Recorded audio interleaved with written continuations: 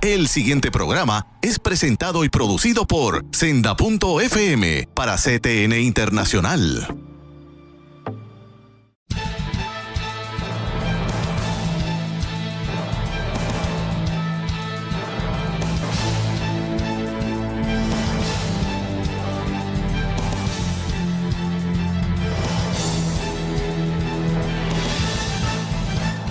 Saludos amigos de Alerta Cristiano, una semana más con la anuencia de ustedes llegando a sus hogares, a las redes, a través de los distintos lugares y países donde este programa tiene la bendición de llegar. Para los que no me conocen, Eduardo García Resach, abogado retirado, y ya después de 13 años en este programa seguimos con una felicidad inmensa de seguir alertando a los cristianos, que es lo que el Señor nos pidió hace 13 años cuando nos llamó a comenzar este ministerio. Hermanos, vamos a comenzar de inmediato con la palabra de Dios. La palabra que hoy tenemos dice, estamos hablando del Evangelio de Mateo, capítulo 16, versículo 3. Y por la mañana, hoy habrá tempestad, porque tiene arreboles el cielo nublado. Hipócritas, sabéis distinguir el aspecto del cielo, mas las señales de los tiempos no podéis. Que el Señor nos ayude a recibir esta palabra fuerte, pero a manera de una alerta de que estemos pendientes, hermanos. Hoy el programa se titula La relación de la iglesia con el Estado, el imperio. Repito, la relación de la iglesia con el Estado, el imperio. Hermanos, y por primera vez tengo la dicha de tener, pues, ahora yo no sé cómo decir si es el abogado conversa con el pastor y con el profesor, o el abogado conversa con dos pastores, dos profesores, dos teólogos. Hermano, se trata de que tengo conmigo al pastor Rafael Torres Sacur. Bienvenido, Rafael. Gracias, Eddie. Honrado de estar aquí. Saludos al doctor Sullivan. Y tengo también al doctor Samuel Sullivan. Dios le bendiga, la paz del Señor sea con todos ustedes que nos acompañan en este día. Amén. Como ustedes saben, hermanos, yo tuve una situación de salud en el verano y tanto el hermano Rafael como el pastor Sullivan se unieron para darle continuidad al programa. Recuerdo que hicieron unos 6 programas preciosos que están todos en el canal de YouTube de Alerta Cristiano. Los pueden ir, revisarlo. A mí me encantaron aquellos programas y llegué hasta a pensar, déjalo que ellos sigan porque lo están haciendo. Pero entonces, yo los conozco a ellos hace tiempo y obviamente tenemos una buena relación como hermanos, pastores, cristianos, y pues hemos pensado en que podemos tratar de hacer un programa a manera de una conversación entre los tres. Ahora, quiero comenzar el programa, hermanos, haciendo unas expresiones en representación del programa como tal, sobre la situación del asesinato de este joven que murió, que fue asesinado el día 10 de septiembre. Estamos hablando de apenas 8, 9 días. Este joven fue fundador de un grupo activista, era cristiano, es cristiano, conservador, mientras ofrecía un discurso y contestaba preguntas en la Universidad de Utah Valley, obviamente en el estado. Y deseo compartir con ustedes unos puntos que considero importantes, y no son todos, obviamente, porque esta situación de este asesinato pica y se extiende, como decimos aquí en el argot beisbolero. Hermano, yo les puedo confesar y les confieso que cuando yo me enteré de lo ocurrido en este asesinato, en mi mente voló, regresó a cuando yo estaba en 5º grado, cogiendo precisamente una clase de ciencias sociales en aquella escuela que se llamó Consuelo Escalona en Carolina. Estamos hablando de la década del 1960. ¿Y qué pasó ese día?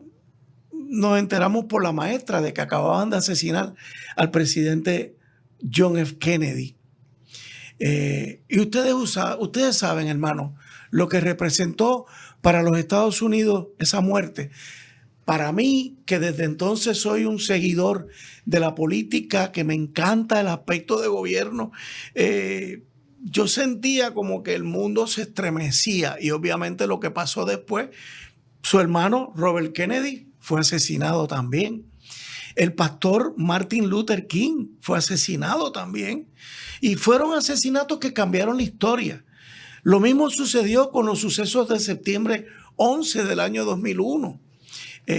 Y ante el asesinato de este joven, Charlie Kirk, de apenas 31 años, he sentido una sensación de que estamos viviendo un momento crucial en la historia. No solo de los Estados Unidos, sino para el mundo entero. De lo que hasta ahora se sabe de la persona que asesinó al joven Charlie Kirk y de la reacción de sus opositores, podemos afirmar que se trata de un asesinato, tanto porque expresaba y se manifestaba como cristiano, pero también por su activismo político. Se destacó como defensor de la fe. A la edad de 25 años se convirtió al cristianismo y a sus 31 se perfilaba como un político muy prometedor para los Estados Unidos. No tenemos dudas, hermanos, de que hay quienes Dios ha llamado a tener un mayor envolvimiento en el mundo político y deseos de moldear el pensamiento de su país, del mundo. Sin embargo, lo que llama la atención en los últimos años de esa evidente pasión por la política era, según él decía, que quería ser recordado por solo una cosa, por su fe en Cristo. Me llamó mucho la atención porque era un joven polifacético, de descubrir que Ben Burgis, un destacado escritor socialista y profesor adjunto de filosofía en la Universidad de Rutgers en New Jersey, recordó que había tenido un debate con él, con Charlie Kirk, como uno de los mejores debates que había hecho en los últimos años. ¿Por qué? Lo destacó como un joven serio, cortés, y que a pesar de las profundas diferencias ideológicas entre ambos, pudieron tener un buen debate. Ahora, en el plano mundial y en suelo puertorriqueño, vemos un aspecto que nos impacta sobremanera. Es la forma en que se están mostrando las divisiones cada vez más profundas dentro de nuestra sociedad. En Puerto Rico, y no voy a mencionar nombres, pero ustedes saben de quiénes hablo, entristece y duele el ver a miembros de la clase periodística alegrándose de la muerte de este joven, con expresiones muy desafortunadas e insensibles. Y en el mismo seno de la iglesia, con demasiada frecuencia, vemos unas diferencias que me atrevo a decir que en parte se deben porque el cristiano no está pensando, no está estudiando y está recibiendo lo que el mundo le quiera mostrar en las redes. Alerta, cristiano, alertamos profundamente porque en un momento como este, donde el mundo ha sido sacudido, si los cristianos no pensamos, ¿qué podemos esperar? Como ministerio Alerta Cristiano nos manifestamos como aquellos de nosotros que defendemos a Cristo en público podemos encontrar que las personas a las que se les ha enseñado que eso está bien, que silenciar el discurso con violencia física llega a representar, llega a ser un grave peligro y una amenaza cada vez mayor contra aquellos que proclamamos a Cristo. En este programa nuestra postura en el pasado y en el presente es y ha sido la misma. Hemos aceptado el pararnos firmes como discípulos de Cristo, a proclamar el Evangelio y a alertar a los cristianos sobre todo lo que ello conlleva. Asumimos el peligro que haya que asumir. Por eso nos amparamos en la cita bíblica del Salmo 46, versículo 1. Dios es nuestro amparo y nuestra fortaleza, nuestro pronto auxilio en las tribulaciones. Por tanto, no temeremos, aunque la tierra sea removida y se traspasen los montes al corazón del mar. Y no podemos dejar de recordar a Pablo en su prisión. Quiero que sepáis, decía en la carta a los Filipenses, capítulo 1, versículo 12. Quiero que sepáis, hermanos, que las cosas que me han sucedido han redundado más bien para el progreso del Evangelio. De tal manera que mis prisiones se han hecho patentes en Cristo, en todo el pretorio y a todo lo demás. Hermanos, teníamos que decir eso. Me sentía con una responsabilidad porque no basta con decir que era un joven peligroso, no basta con decir que estaba envuelto en política. Se dicen muchas cosas y todavía esa investigación no ha terminado. Esto no termina, hermanos, pero sí nos llama la atención qué postura tiene la iglesia ante todo esto. Y vamos a pasar de inmediato con el tema que queremos tratar, que es, y les adelanto, hermanos, con este programa empezamos una serie de programas en torno a ese tema. Se me fue la relevancia de la iglesia, la relación de la iglesia con el Estado, el imperio. Ok. Que hace un tiempo, como ustedes saben, el doctor Sullivan lleva con nosotros ya mucho más de 10 años. Y en una ocasión el pastor me habló de este librito, Christ and Culture. El autor es H. Richard Niebuhr. Y precisamente con motivo de todo lo que está sucediendo, y ahora con el evento de Charlie Kirk, el asesinato político triste que amenaza la libertad de expresión, algo que es fundamental en la libertad de todo ser humano, se nos ha ocurrido tocar el tema en la historia de la iglesia. Y la pregunta que yo le tengo para comenzar al doctor Sullivan: ¿cuál es la situación, pastor, en esto de Cristo y la cultura? Esto es un tema histórico. Bueno, el tema en particular que representa Richard Niebuhr se da en 1949 en una ponencia teológica ética que él dio en un seminario en Pennsylvania. Y entonces él estuvo, según el contexto de los 50 en los Estados Unidos, él está respondiendo y reflexionando sobre qué ha sido la relación de la iglesia, no del cristiano. De la iglesia. Porque la distinción que está haciendo es entre el individualismo religioso y la identidad del cristiano, que siempre representa la iglesia, cuerpo de Cristo.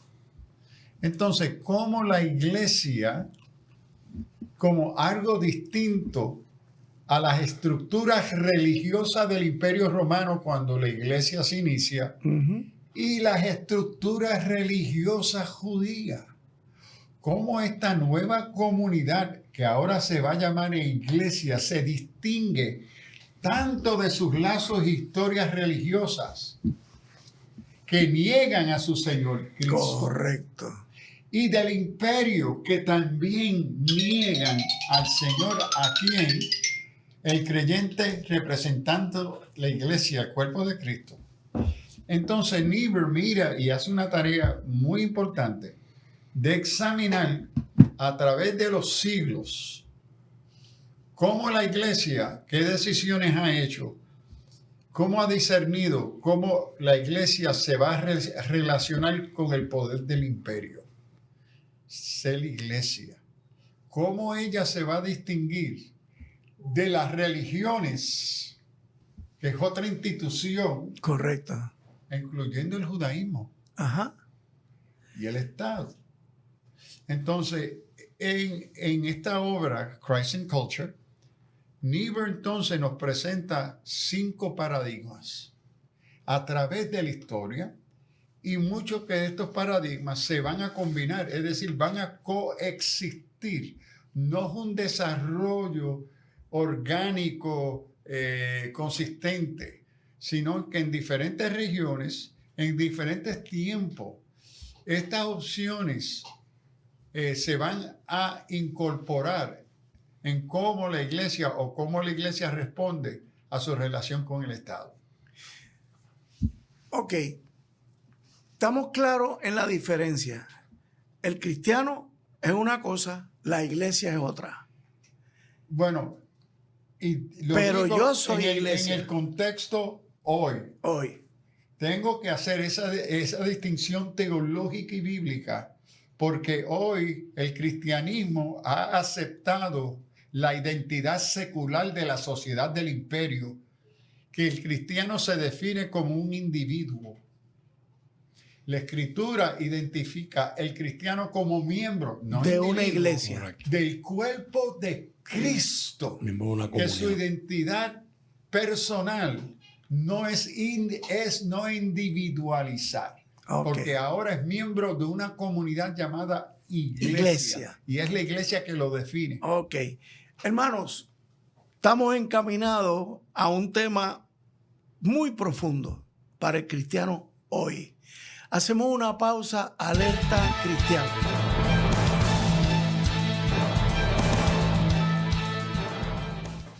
En Senda FM nos dedicamos a traer los éxitos musicales que marcaron tu vida. Que su fidelidad, tu espíritu me guíe sin frontera. Y recibe toda la gloria y recibe toda la honra.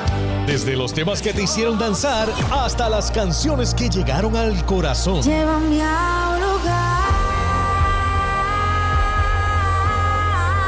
Mi ángel firme está. Aquí encontrarás todos los éxitos para seguir viviendo momentos únicos. La tierra canta, el cielo adora. No hay lugar más alto, más grande que estar a tus pies. Senda FM.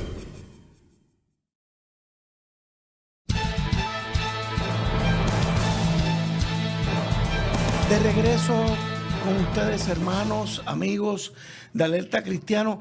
Hablábamos en el anterior segmento, hermanos, de este libro de Richard Niebuhr sobre Cristo y cultura. Ahora, le pregunto, Pastor Sullivan, habla de 5 modelos de Cristo y cultura. Y el primero es Cristo contra cultura.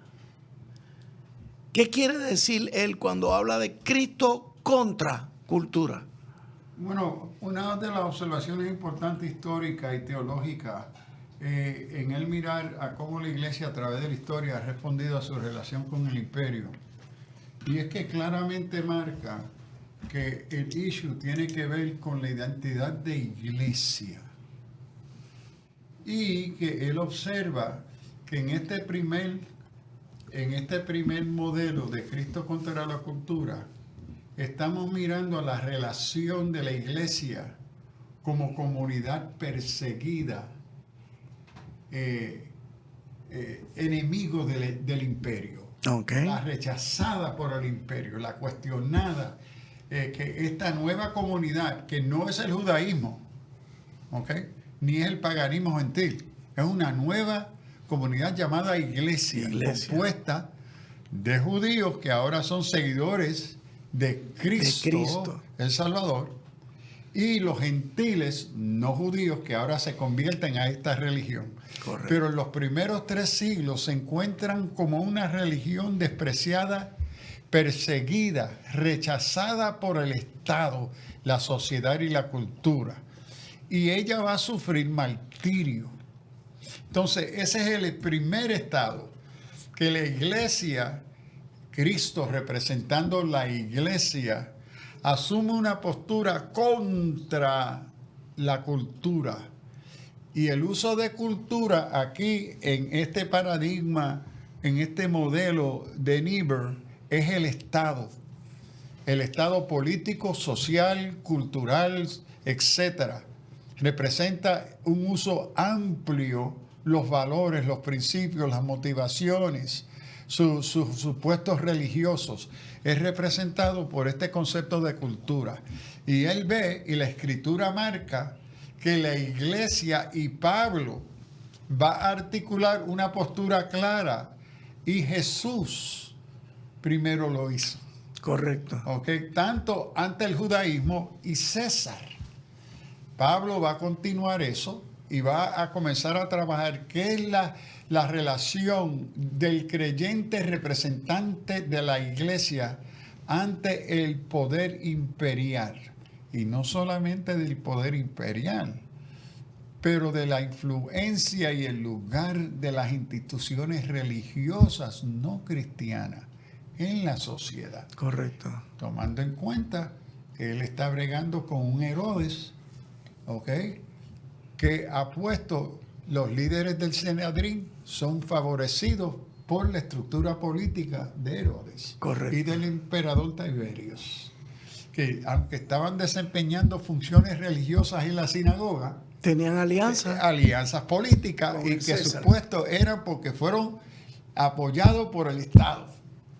Entonces, en eso ese es sentido, importante. Hay un conflicto de intereses. No verlo. Aquí hay un paralelismo con lo que está sucediendo hoy. Sí. Entonces, él ve que el primer modelo es Cristo contra la cultura, que representa el Estado, sus valores, sus antivalores, su inmoralidad, etc. De hecho, E.B. Taylor define precisamente la cultura como, él dice que la cultura está formada por un conjunto complejo que comprende los conocimientos, las creencias, el arte, la moral, el derecho, las costumbres y otras capacidades adquiridas por el individuo en cuanto se ve como miembro de esa sociedad que está controlada por el Estado. ¿Verdad? Y entonces cuando vamos, Eduardo y doctor Sullivan, cuando vamos a la palabra, ¿verdad? La postura de la palabra es clara en el hecho de que los discípulos de Cristo son percibidos y son retratados en la palabra como estando en el mundo, pero no perteneciendo al mundo, ¿verdad? Y tratando esa palabra mundo como sistema. En ese sentido, contra cultura. Correcto. En Juan capítulo 15, versos 18-19, Jesús dice: si el mundo los aborrece, sabed que a mí me ha aborrecido antes que a vosotros. Si fuerais del mundo, el mundo amaría lo suyo.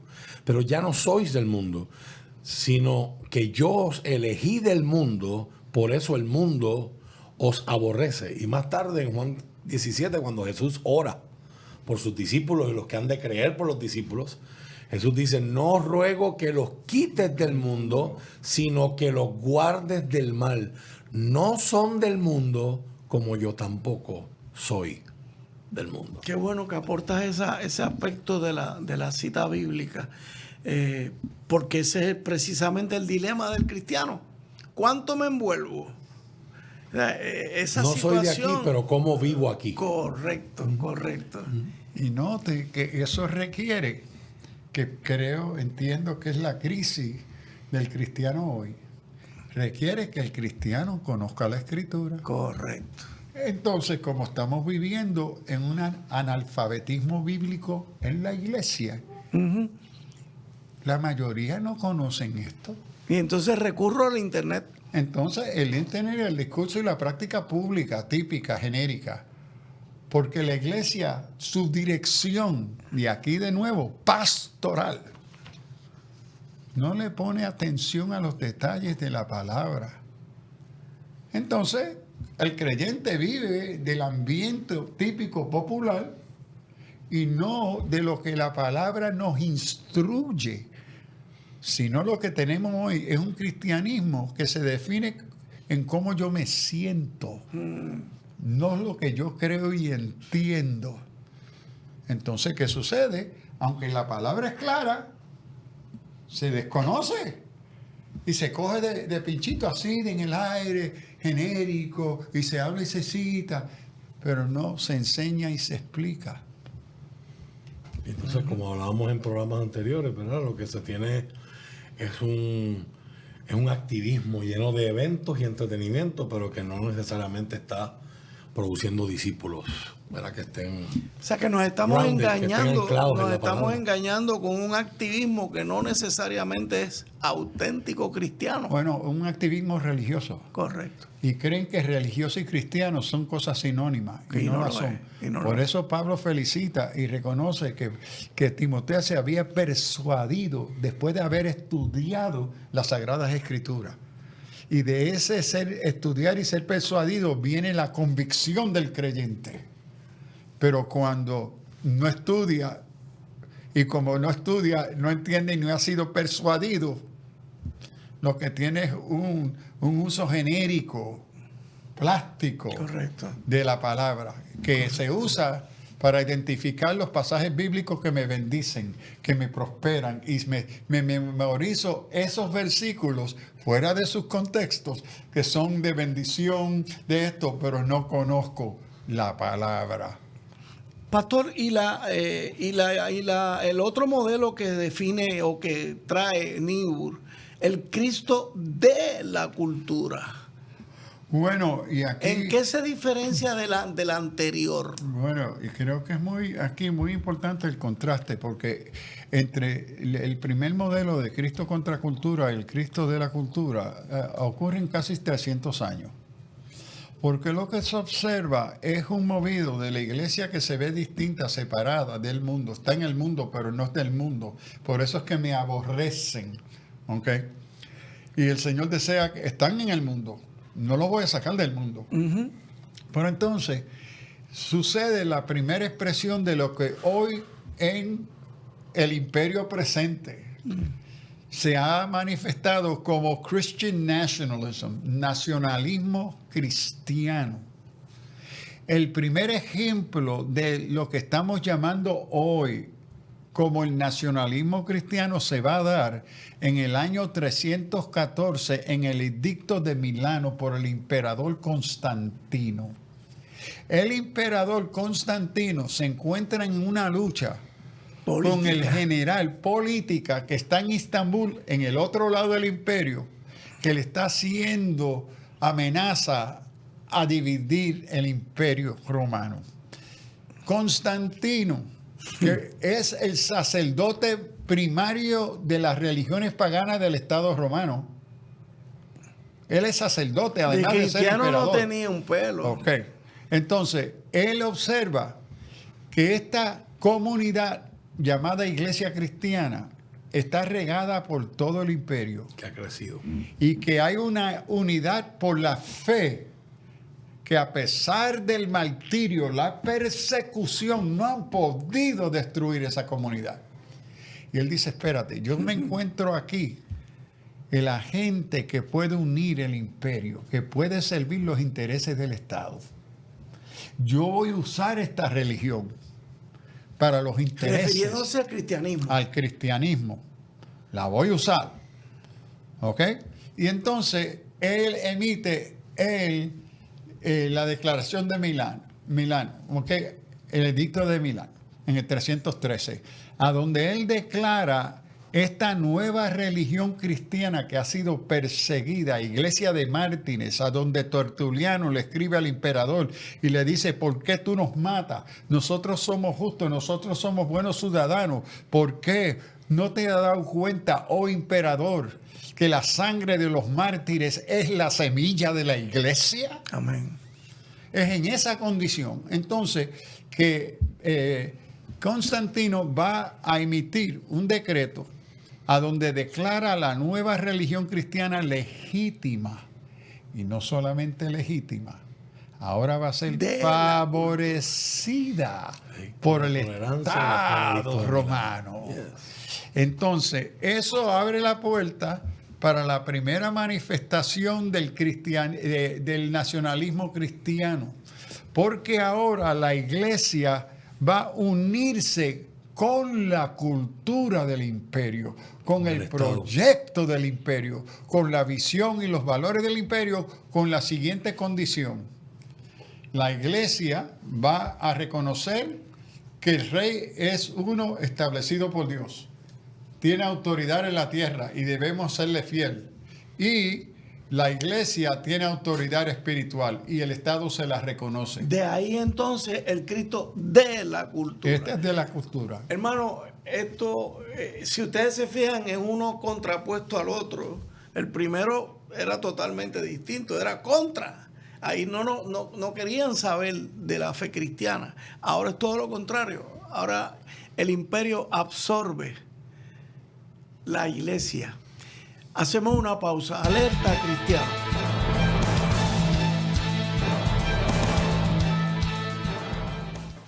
En Senda FM nos dedicamos a traer los éxitos musicales que marcaron tu vida. Que su fidelidad, tu espíritu me guíe sin fronteras. Y recibe toda la gloria, y recibe toda la honra. Desde los temas que te hicieron danzar hasta las canciones que llegaron al corazón. Llévame a un lugar. Mi ancla firme está. Aquí encontrarás todos los éxitos para seguir viviendo momentos únicos. La tierra canta, el cielo adora. No hay lugar más alto, más grande que estar a tus pies. Senda FM.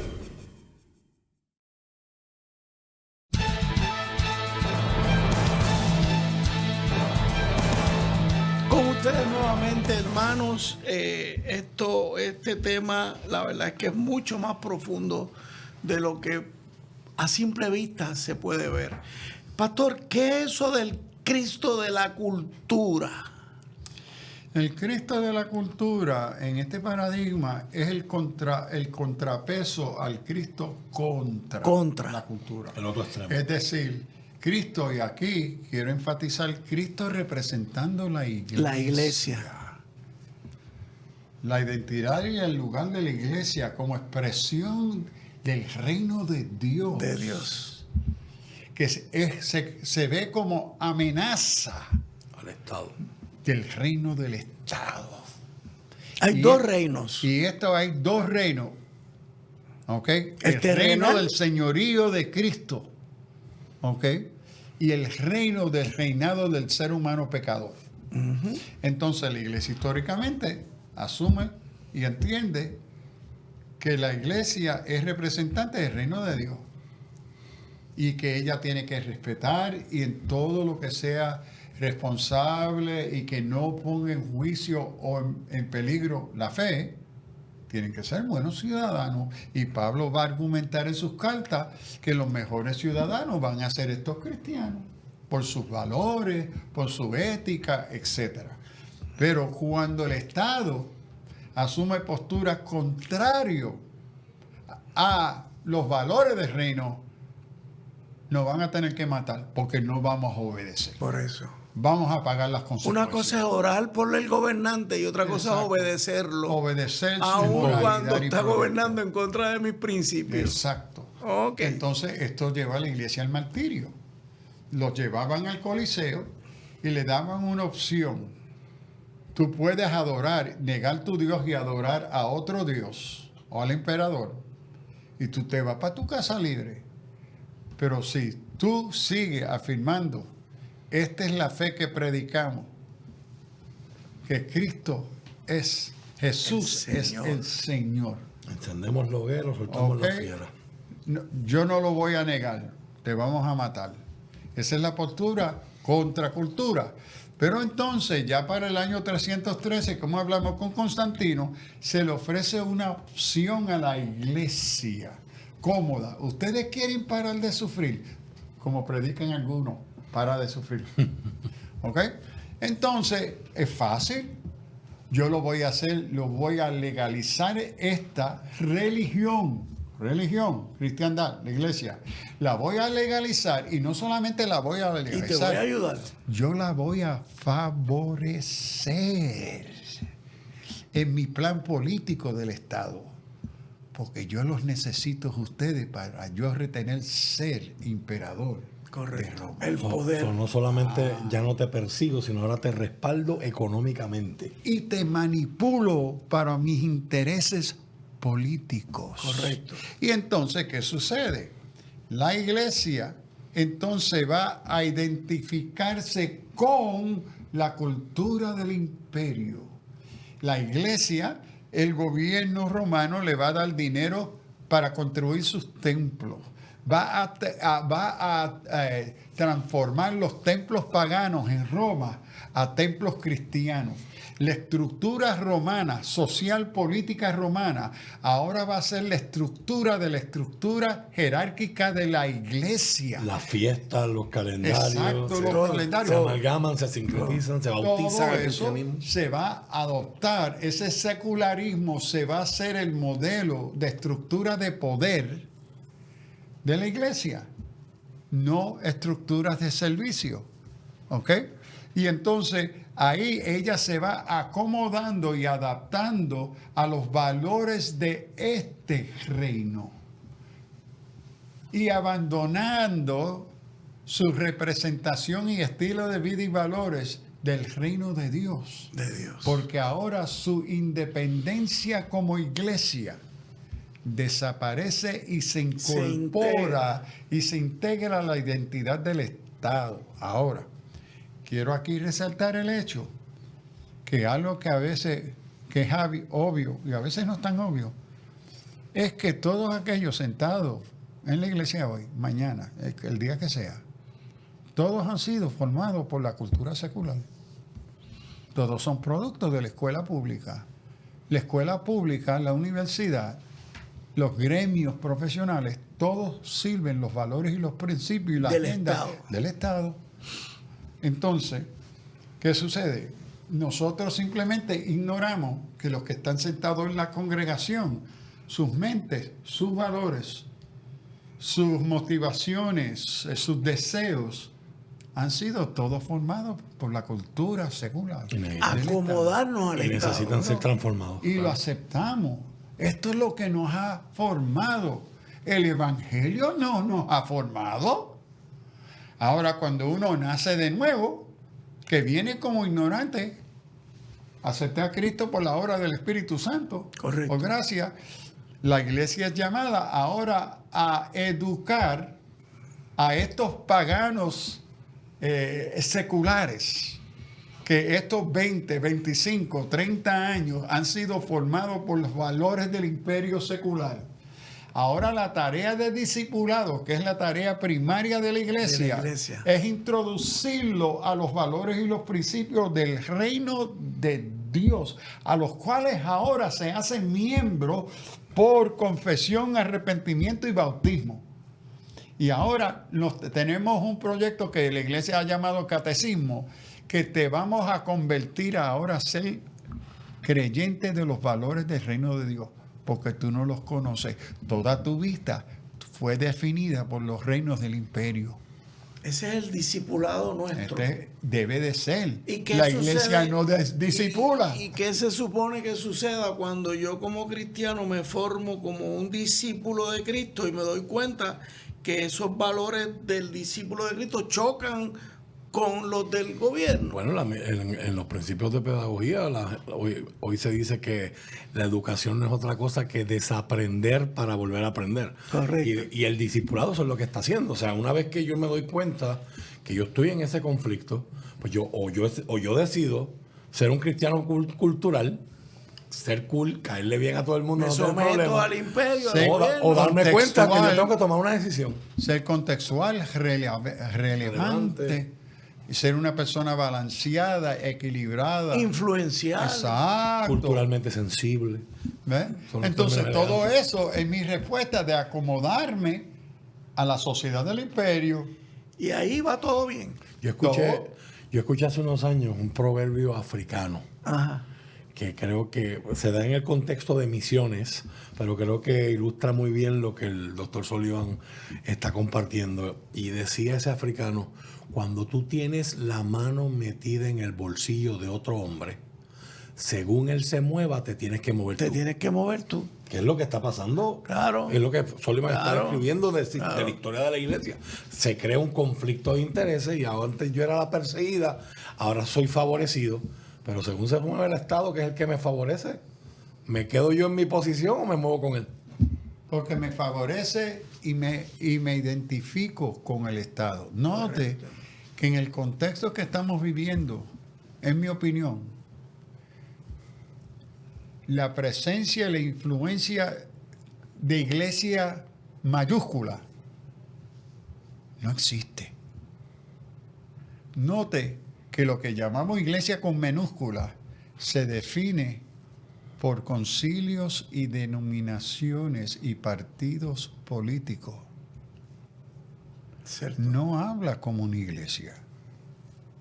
Ella habla por sus intereses teológicos, políticos. Pastor, pero doctrinales. cualquiera me puede venir y decirme, mira, Eduardo, mira, Pastor Sullivan, es que la iglesia está tan dividida en tantos concilios Exacto. y no podemos actuar como un cuerpo de Cristo. Exacto. Parte del problema. En cierto sentido, no existe la presencia y la voz de la iglesia que hable como la iglesia es una.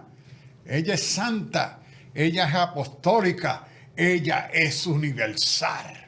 Ella nunca es el Estado, ni favorece así y se brinda a ser manipulado por el Estado. Su identidad como presencia de reino de Dios es única y no negociable. Eso no existe o poco en Puerto Rico. ¿En qué lugar, si alguno, usted ha visto a una iglesia que se exprese con letra mayúscula?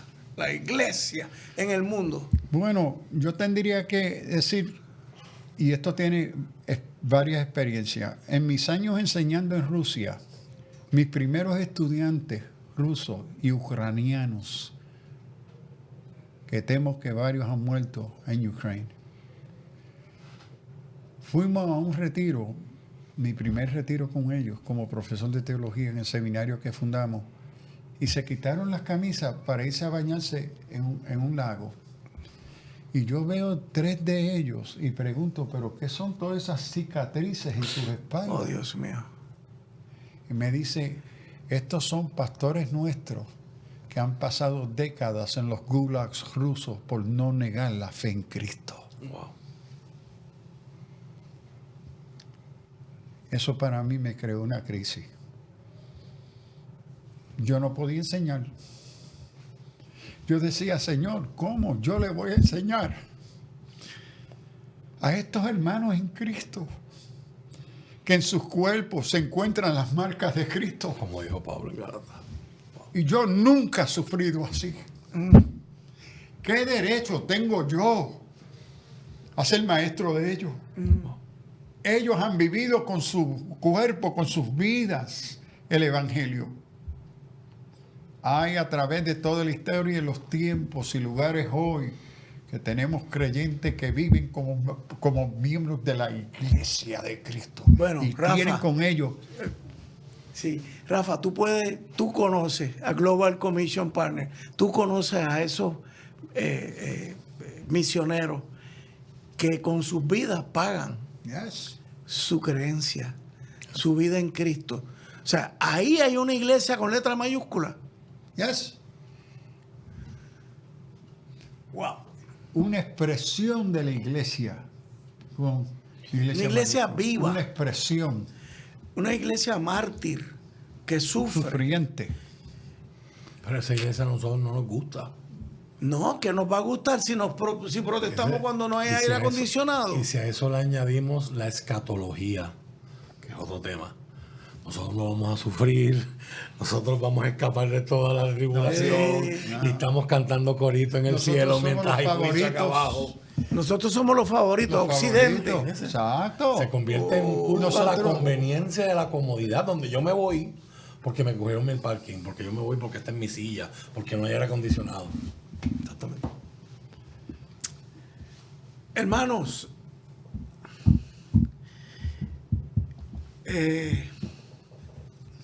hay que orar, hermanos. Hay que humillarse. Hay que reconocer que estamos fallando.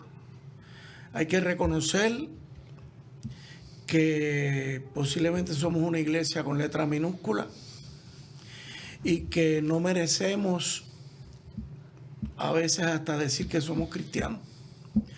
Porque o somos hipócritas, como nos decía la palabra, que no reconocemos las señales de los tiempos, o yo no sé, hermanos. Por eso nos hemos sentido movidos nosotros tres a traer este tema, porque creemos que no estamos siendo auténticos, hermanos. Es bien fácil arrimarse al Estado, hermanos. Es bien fácil meter la mano en el bolsillo, como dice Rafael, meter la mano en el bolsillo del gobierno y sentirnos pegaditos con el gobierno. ¿Acaso, hermanos, acaso no se supone que seamos nosotros los que con nuestros diezmos sostengamos la iglesia? Si yo tengo la mano en el bolsillo del gobierno, a la hora de yo levantarme a criticar a aquel que me está dando dinero, Me da un es tapaboca, un conflicto de interés. o me quita los chavos, o me dice, no, tú no, déjame ayudar a aquel otro que se sometió. Hacemos una pausa, hermano. Alerta cristiana.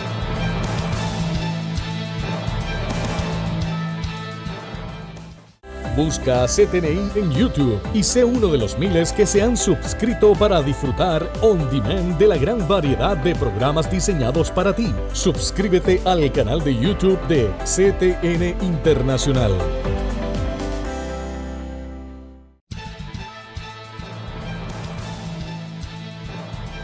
De regreso con ustedes, hermanos. Esto pica y se extiende, como siempre les digo, hermano. Nos vamos a quedar en este segmento, en estas dos, en Postura estos dos modelos, polarizante. contracultura y de la cultura. Pastor Rafael, esto es cuestión de escoger. ¿Qué clase de cristiano, qué clase de iglesia somos? ¿Contracultura o de la cultura? Sí, una decisión. Porque ya veremos que los otros tres modelos que señala Aníbal son como unos acomodos en el medio, Unos ¿verdad? intentos, sí. Pero estos dos son dos extremos. Como comentábamos, ¿verdad? Fuera de cámara, o sea, tenemos gente en nuestras iglesias, tenemos estudiantes en nuestras iglesias que están 8 horas, 5 días a la semana siendo formados con un pensamiento secular que viene del Estado, como decía el doctor Sullivan en segmentos anteriores. Y obviamente sería bien irrealista pensar que con una hora de escuela bíblica o una hora de programas que muchas veces tiene alto contenido de entretenimiento, ¿verdad? Rompehielos, dinámicas, lo como le llaman, ¿verdad? Pues vamos a poder contrarrestar. Pero el ejercicio de un discipulado intencional precisamente debe llevar a las personas en nuestras congregaciones a entender que ser discípulo de Cristo es tomar una decisión entre estos dos modelos. No podemos ser fieles a Cristo y a la misma vez abrazarnos a los valores de la cultura. Me hablabas de que Cristo nos invita, ven y ve. O sea, en el año pasado, ¿verdad? Yo escuché en Lausana un congreso de evangelismo mundial, al pastor Rick Warren, y él dice que la primera invitación de Jesús, y en nuestra iglesia estamos haciendo ahora una serie sobre el Evangelio de Juan, y así empieza el Evangelio de Juan. Se le dice a un hombre que dice, de Nazaret puede salir algo bueno, ven y ve. Ven y ve. Pero Jesús comienza con el ven y ve, pero te va a ir llevando, va a ir subiendo la temperatura A más profundidad. hasta que te va a llevar a la decisión de, ahora ven y muere conmigo. Ven y muere conmigo. O sea, si me vas a seguir, niégate a ti mismo, toma tu cruz y sígueme. Wow. Pastor. Bueno, yo creo que aquí si algo para mí resalta que mirando estas dos opciones de ser contracultura o pro la cultura, son dos posturas radicales, no son de reforma, son de transformación. Y esto requiere, no nos debe llevar a una respuesta emocional, sino que nuestra respuesta ante estas dos opciones, y más adelante en otros programas vamos a mirar a tres otros modelos intermedios que quieren bregar ante tres posturas entre estas dos. Estas son las más radicales. Correcto. Los extremos. En los extremos. Esto es como revelación que dice que porque no eres frío ni caliente, te vomito de mi boca. Entonces, estos dos modelos lleva a la iglesia a preguntarnos, por ejemplo, hoy, tomamos los ejemplos de balance y equilibrio, relevancia, contextualidad. Esas son las cosas que nos hacen frío, que no somos ni calientes ni frío. Como que empezamos a ceder. Eso es. Y vamos a ver que en los otros tres modelos, vamos a ver cómo la iglesia a través de los siglos intenta encontrar otras opciones, porque estas dos opciones son radicales. Y entonces no se prestan o no se deben de prestar a una decisión emocional, sino esto requiere, me parece a mí, de parte del creyente, mirar y pensar su fe, entender los reclamos de ser contracultura y el costo de tu discipulado. Es volver en la sociedad dominante a ser mártir, a ser despreciado, rechazado por la sociedad. Yo me recuerdo cuando niños en la iglesia cantaban como pentecostal, que me critiquen, que me persigan, que digan de mí lo que quieran. Wow. Llámenme loco, fanático, bobo, pero mi copa rebosa. Es decir, yo me crié en un tiempo cuando ser pentecostal, tú eres un bobo, tú eres un ignorante, mira, tú eres un loco. Entonces, pero se nos fortaleció un orgullo santo. Yo no me avergüenzo del evangelio. Amén. Que se burlen de mí en la escuela, que hablen de mí malo, que me traten de ignorante. Ok, entonces es considerar que es el costo del discipulado. Bonhoeffer escribe una gran obra, The Cost of Discipleship. Correcto. ¿Verdad? ¿Qué es el costo? Es toma mi cruz, toma tu cruz y sígueme. Lo que te espera, si me sigue, es rechazo. Es muerte de este mundo, pero vida eterna. Entonces, la invitación a reflexionar es una concienzuda de pensar, de conocer la palabra, de uno medirse y no emocional. Y yo creo que no es una decisión que uno lo hace en un momento, un día. Es tan grave y tan seria. Pastor, pero no se hace en un día, pero nuestras iglesias, nuestras congregaciones tenemos que ayudar al creyente a desarrollar eso. No, el mundo no nos va a dar eso. La propia iglesia. La formación ocurre ahí. La formación.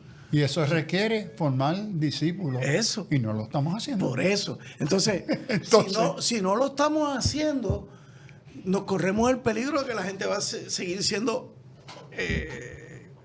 absorbida. Lo que yo he observado en décadas como ministro de la palabra, pastor, misionero, teólogo, es que la mayoría de aquellos que asisten a la iglesia no quieren cambiar. Ellos están cómodos siendo seculares y cristianos. Bueno, se llaman cristianos culturales. Culturales. Si ya le tienen algún título para ese tipo de cristiano en la iglesia, es un cristiano cultural. Y están bien cómodos porque creen que son espirituales, que están viviendo. Y que la iglesia es una actividad. ¿Sí? Y, yo voy a la iglesia. y que soy aceptado en el mundo. Yo puedo Ya vivir cumplí. en el mundo tibio. Y la iglesia me ha enseñado que Pero eso me es vas a aceptable. vomitar. La iglesia no le enseña eso. Correcto. Porque no conocen la palabra. Lo que predica es que el Señor quiere bendecirte, quiere prosperarte, quiere que tú seas exitoso. ¿Ok? Entonces, lo que estamos predicando es un cantito del Evangelio. Y eso es lo único que estamos predicando. Gózate, siéntete bien, mira qué bendición. Y el resto de la totalidad de la Escritura se ignora. Se ignora. Note mi perspectiva. La mayoría de nuestros pastores predican del Antiguo Testamento. Poco de las cartas de Pablo. Y Pablo es... Predican de los evangelios, titán. que es el contar la historia de la encarnación. Pero a donde está el grueso del contenido del evangelio, se encuentran las cartas paulinas y en el evangelio de Juan. Esa es la teología. Pero eso requiere estudiar, conocer la tarea de exégesis, de interpretación bíblica. Y eso requiere disciplina, estudio, conocer la historia. No queremos hacer eso. Lo que queremos es predicaciones de historietas que se convierten. David, Moisés, y wow, y mira qué lindo. Entonces hacemos dijo Pablo, analogías fábula. y analogías. Mira, y alegoría. Vamos a espiritualizar este versículo de Moisés o de Abraham. Y se pierde todo eso. Perdimos la Se esencia. pierde lo que es el evangelio. Wow. Y la mayoría, esa es la predicación fácil. Fácil.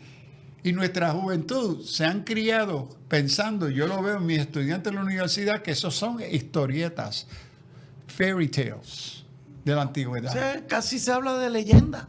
Eso mismo. Hermanos, estamos terminando ya el programa por el momento, hermanos, porque esto va a continuar. La pregunta que quiero que ustedes se lleven, se queden, la discutan en su casa, es esos dos modelos,